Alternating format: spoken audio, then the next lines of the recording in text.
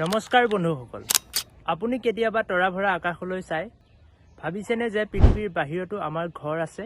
Elon মাস্কৰ পৰা আৰম্ভ কৰি নাছালৈকে সকলোৰে চকু এতিয়া ৰঙা গ্ৰহ মঙ্গল গ্ৰহৰ ওপৰত।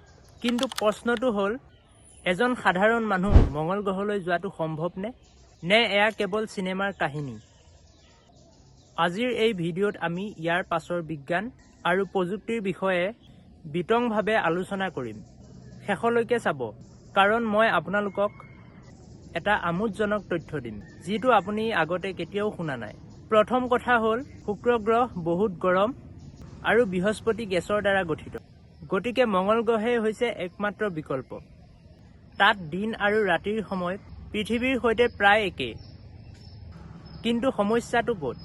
মঙ্গলত অক্সিজেন নাই, বায়ুমণ্ডল পাতল আৰু উষ্ণতা বহুত কম। বিজ্ঞানৰ ভাষাত ক'বলৈ গ'লে তাত জীয়াই থকাটো এটা ডাঙৰ প্ৰত্যাহ্বান।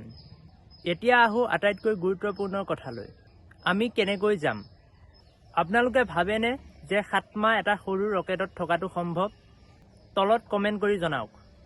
আপোনালোকে দ্য মাৰ্চিয়ান চিনেমাখন দেখিছে চাগে।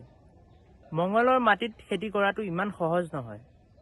মহাকাশত লেটুচ আৰু আন কিছুমান শাক-পাচলি উৎপাদন কৰিছে। ইয়াক হাইড্ৰপনিক্স প্ৰযুক্তি বুলি কোৱা হয়, য'ত মাটি নোহোৱাকৈ কেৱল পানী আৰু পুষ্টিকৰ উপাদান ব্যৱহাৰ কৰি গছ গজোৱা হয়। আমি কেনেকৈ যাম? স্পেচ এক্সৰ ষ্টাৰশ্বিপ নামৰ ৰকেটখন এতিয়া নিৰ্মাণৰ পথত। কিন্তু এটা কথা মন কৰিব, পৃথিৱীৰ পৰা মঙ্গল গ্ৰহলৈ যাওঁতে প্ৰায় 7 মাহ সময় লাগিব।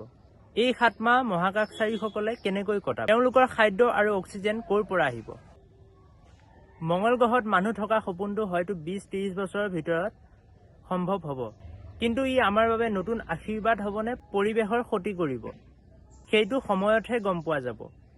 যদি আপোনাক মঙ্গল গ্ৰহলৈ যোৱাত টিকট এটা দিয়া হয়, আপুনি যাবনে? আৰু যদি যায়, তেন্তে আপোনাৰ লগত কি লৈ যাব? আপোনাৰ উত্তৰটো কমেণ্টত লিখিব। যিটো আটাইতকৈ ইউনিক কমেণ্ট হ'ব, মই অহা ভিডিঅ'ত তেওঁৰ নাম ঘোষণা কৰিম। ভিডিঅ'টো ভাল পালে লাইক কৰক আৰু আমাৰ এই টেকনিকেল যাত্ৰাত অংশীদাৰ হ'বলৈ চেনেলটো ছাবস্ক্ৰাইব কৰিব। ধন্যবাদ।